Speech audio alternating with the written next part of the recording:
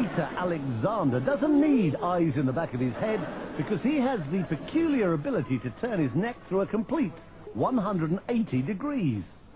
Normally the muscles and the vertebrae in the neck prevent that happening, but because of a peculiarity in his spine, Alexander has confounded orthopedic specialists for years.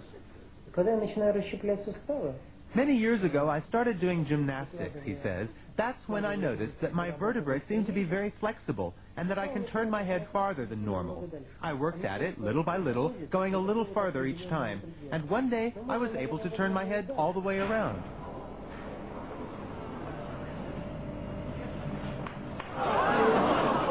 Despite the somewhat unsettling crunching of bones, Alexander claims to feel no pain, which is more than can be said for the people sitting behind him on a bus.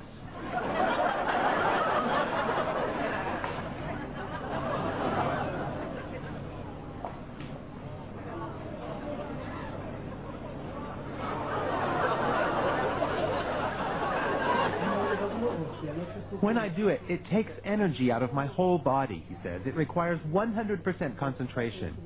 This may sound silly, I know, but in that moment, I don't feel like myself. It's as if I were another person whose body is filled with some kind of energy.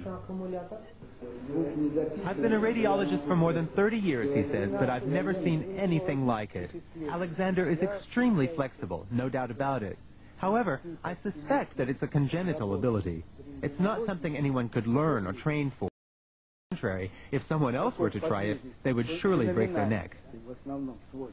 For me, it's absolutely normal and doesn't hurt at all.